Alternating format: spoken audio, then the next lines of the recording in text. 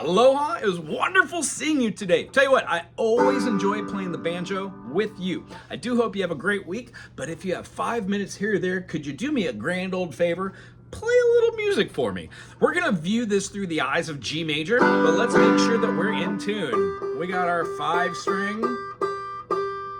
Nice. We have our D. This is our 4-string. Remember, the banjo is like a tenor banjo, and then we add that 5-string, so you're not really even gonna need to know how to play that 5-string for right now. We're gonna show that with chords. I know that you know all of your chords. We have gone through the circle of fifths, and we have talked about why chords have a triad, 1, 3, 5, and how to hear those as 2 dyads, which have either a major feeling or they have a minor feeling. So you could either have this, or you could have this.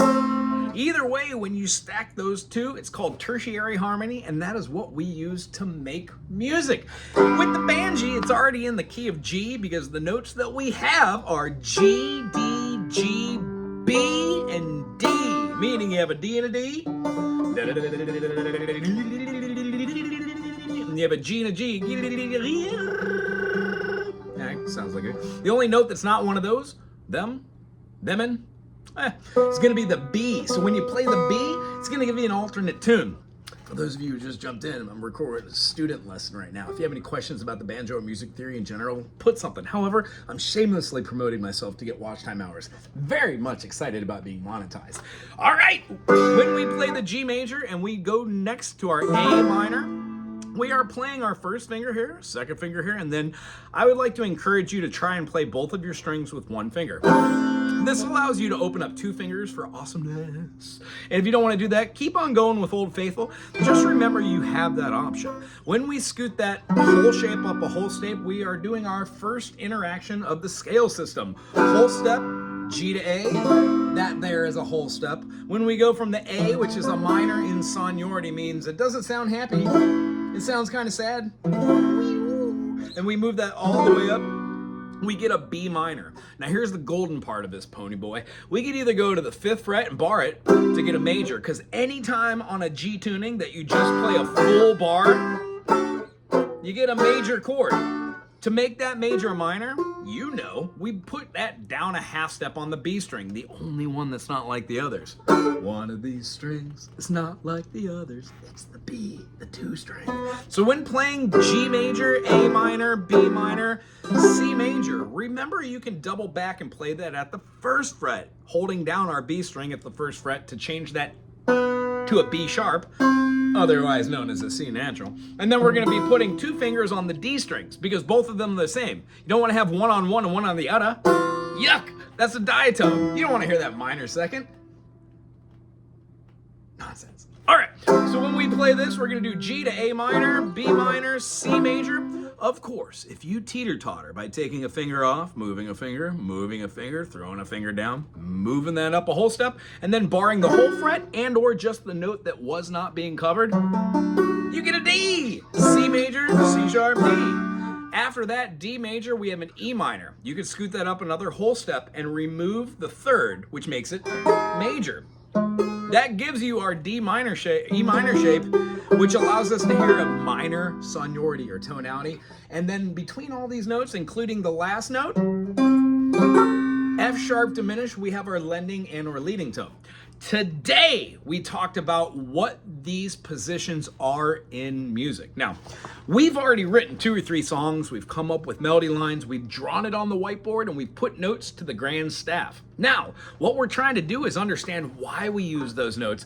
I'm gonna leave you with a really cool thing based off of the 6th position, the submedian, but today we're gonna talk about what the other ones are. So, in the key of G,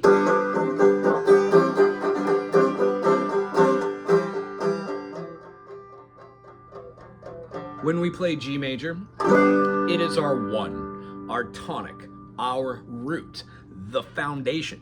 When we talk about the key of G major, the reason why G major is the 1 chord, because it cannot be any other chord. It would not have the namesake of having a G major. Now, the G major shares a key with G major and E minor, meaning if you could play a C major and remove your 1st finger, you get an E minor, which you can have the open G, but when you move it up, you don't want that to be there, so I would tell you, if anybody's watching this at home, try and go down from your D. When we're playing bluegrass, you'll have picks on. It's much easier to go in there. And when you're doing clawhammer, the idea is you want to come down in it at an angle so your finger catches just that D string. This is a great idea for acoustic players as well if you're trying to get rid of the plectrum pick, and if you're just trying to get a little bit more consistency on where these notes are.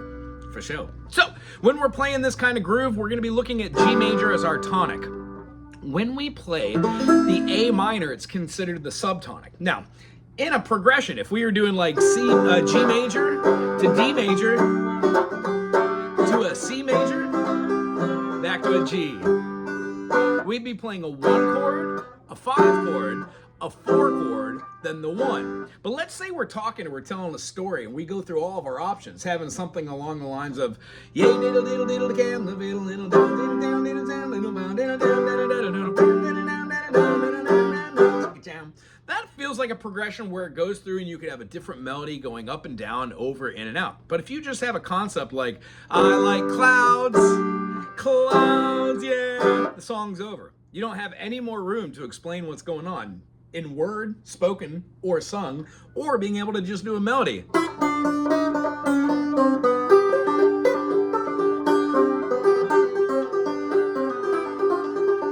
You can put anything in between notes, but you don't want to rush anything. So the idea for this exercise, play a groove like that original 1, 5, 4, but rather going back to the 1, go to the subtonic. See if you can hold that out and then go right back to the 1 to begin the next statement.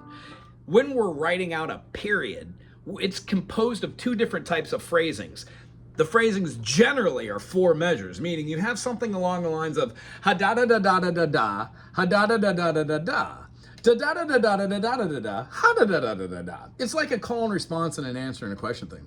Let's see here. I'm going to record this video, then I'll answer questions. Give me just a second, y'all. So, what I'd love you to do is just say the names of these intervals, say them as a chord, and then memorize what their special positions are. The subtonic, it can be used in lieu of the tonic as a place to come back to. So if you're doing something which is more than just 3 chords, let's say like A minor to a B minor to a C major, then maybe a D major. You've got this little groove going on. You've got 4 chords in a row.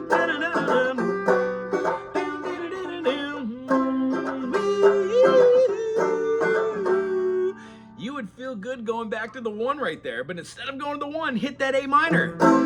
Hold it out. Then back to the 1. That's going to build an amazing amount of tension, and it's not because the A minor causes tension. It's just simply because the A minor wasn't the G. That's it. The median of every single 7-note scale, do, re, mi, fa, sol, la, ti, do, determines in the chord what a major or a minor is. G major, G minor. A minor, A major. Whenever you can spell a chord 1, 3, 5, flatten the third, you are flattening the median. That determines whether a chord is going to be major or minor. It's a great idea because it helps with fretboard recognition for every instrument and even being able to sing them. Being able to hear that is crucial for understanding a minor scale. And then lastly, when we have our subdominant in the key of G, we have a C. Our dominant is the D, which means no matter what your progression is diatonically, all the chords that go towards D get drawn there because D has the most dominancy over all of the other triads, which means no matter what the progression is, hear how the chords just want to go to that D? Ow! If you avoid that D and put in any other chord, it just doesn't have the same resolution. E minor? That's called a deceptive cadence when you use the 6 of the chord. It's not that it's not bad, it's just not what my ear wants to hear right now. So if we're able to do these chords and see them in order as your C major, the 4 holds a little bit of tension, but not as much as the 5 as the dominant. Your 6 is the submediate. That has a whole different classification that I would love to do a whole video or a whole session with you for that idea. And then lastly, our F sharp diminished, our lending and or leading tone. Here's what I'm going to leave you with. When we play G, A, B, C, D, E, F sharp, G, we get all the chords in G major. When we flatten the 3, flatten the 6, and flatten the 7, we have now turned G major into G minor with our 1, 2, 3, 4, 5, flat 6, flat 7, 1. Natural minor is how you influence melodic minor or harmonic minor. Simply said, next week what we're going to do is talk about how to keep the minor third, but then when we go up, influence the natural minor, that F sharp rather than keeping the F natural, and we get something called harmonic minor. We're going to build off of there and show you what a melodic minor ascending and what a melodic minor descending is. However, this is a great position for us to start off. And by the way, I love the key of B flat. Hopefully we can play in that key. Till next week, aloha!